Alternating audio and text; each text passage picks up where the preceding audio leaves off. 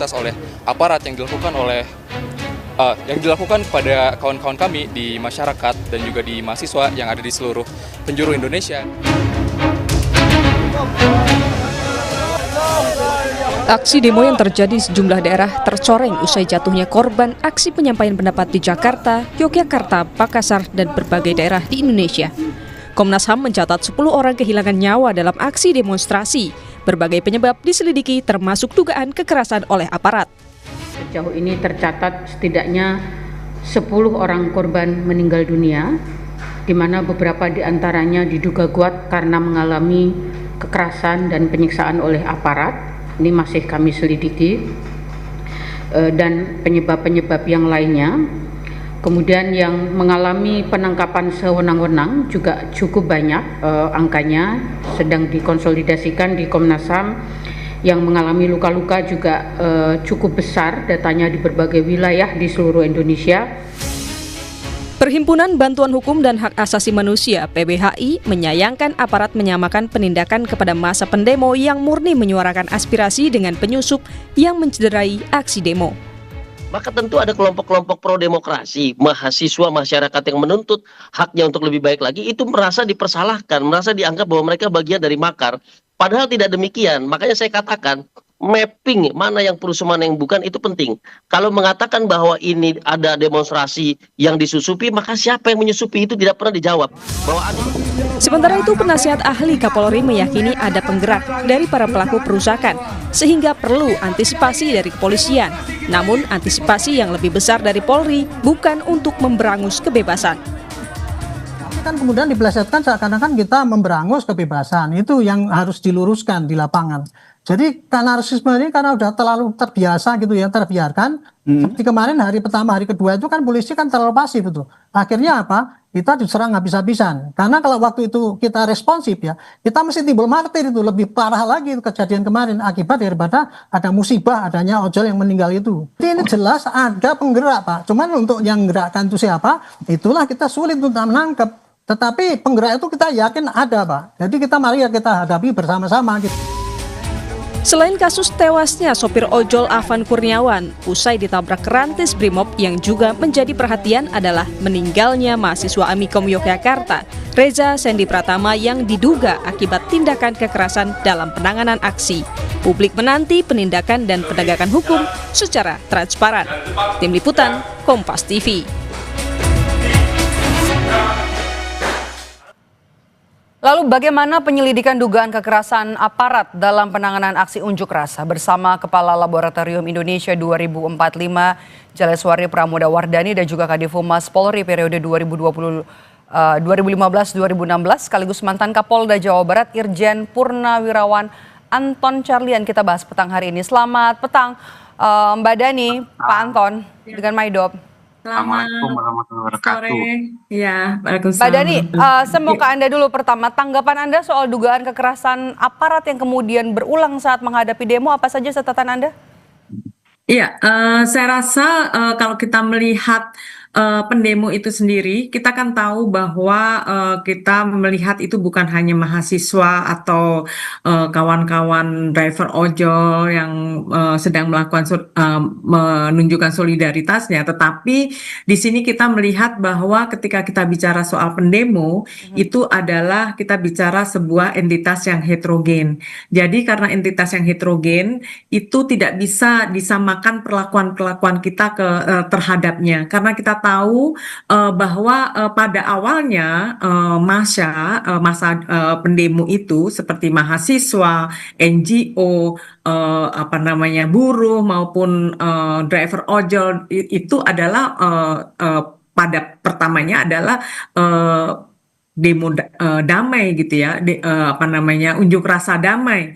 Tetapi kemudian ini kan kemudian ada eskalasi karena dipicu oleh meninggalnya driver ojol itu kan setelahnya, dan itu menggeser isu-isu yang terkait dengan kebijakan kemudian menjadi isu-isu soal keadilan, menuntut keadilan soal kekerasan yang dilakukan oleh aparat dan lain-lain. Sehingga kita tahu bahwa kemudian hari yang itu tanggal 25, setelah itu kan eskalasi meningkat dan di situ pendemo sudah kalau kita bicara soal disusupi itu sudah bukan lagi murni yang pendemo yang di awal-awal itu gitu. Sehingga apapun itu menurut saya demonstrasi atau unjuk rasa itu kan harus kita perlakukan sebagai ekspresi atau bentuk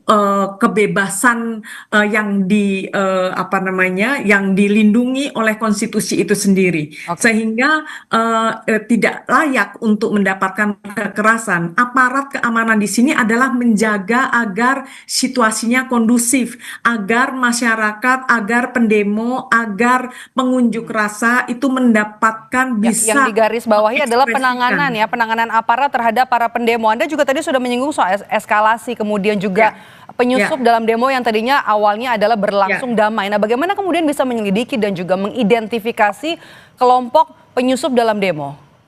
Ya, saya rasa ini kan sering ya Mbak ya disampaikan ya soal penyusup dan penyusup ini selalu digambarkan aktor-aktor yang sebetulnya tidak jelas juga siapa penyusupnya, tidak berhasil untuk disampaikan dan lagi-lagi kerap disampaikan bahwa justru penyusup-penyusup itu aktor-aktor yang awalnya melakukan demo atau unjuk rasa damai gitu ya. Seperti kita ketahui bahwa ada NGO yang ditangkap, ada mahasiswa yang dipukuli dan kita tahu bahwa kalau tidak salah sampai hari ini ada 10 orang yang sudah tewas dalam aksi unjuk rasa ini. Sehingga kalau dalam jangka pendeknya ini pemerintah harus melakukan hal-hal yang secara tegas, cermat, tepat untuk dalam jangka pendek ini. Satu adalah secepat-cepatnya dibentuk tim investigasi. Tim investigasi ini adalah untuk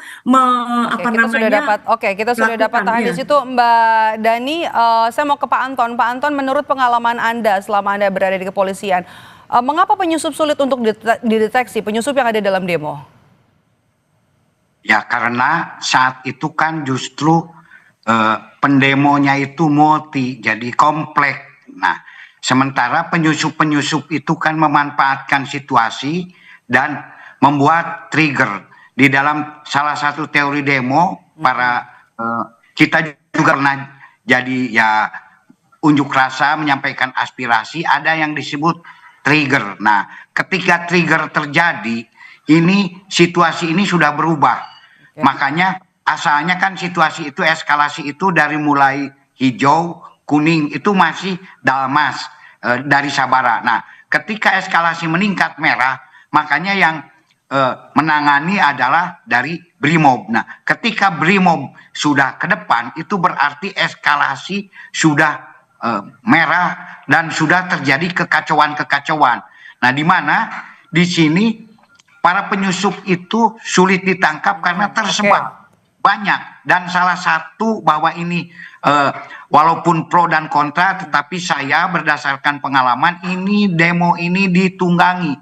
Ciri-cirinya apa? Ketika ditunggangi itu, satu, ketika sudah terjadi pengerusakan, kedua, adanya bom molotov, ketiga, adanya penjarahan. Karena demo yang murni, khususnya para adik-adik mahasiswa itu tidak pernah melakukan hal-hal yang bersifat melawan hukum.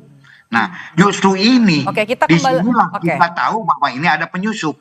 Nah, makanya di sini ketika kondisi sudah kompleks, nah tim-tim intelijen Polri yang ada berbaur ini kan, ini mau menangkap yang mana? Nah, makanya ketika ada yang bawa bom molotov langsung ditangkap. Pak Anton, Anda masih respons Anda, Mbak Dani. Mbak Dani? Sepertinya kita juga mengalami kendala komunikasi. Kami coba perbaiki hubungan komunikasi kami dengan Jaleswari Pramodawardhani dan juga Anton Carlyan.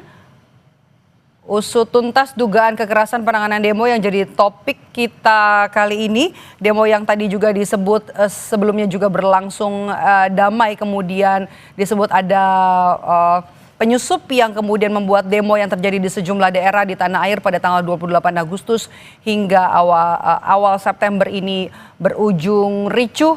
Dan juga yang harus ditekankan adalah pengusutan penanganan dugaan kekerasan penanganan demo yang berujung ricuh ini tidak hanya berhenti di anggota Brimob yang menabrak driver ojek online Afan Kurniawan, tapi juga terhadap 10 orang korban tewas dalam aksi demo yang terjadi pada akhir Agustus lalu.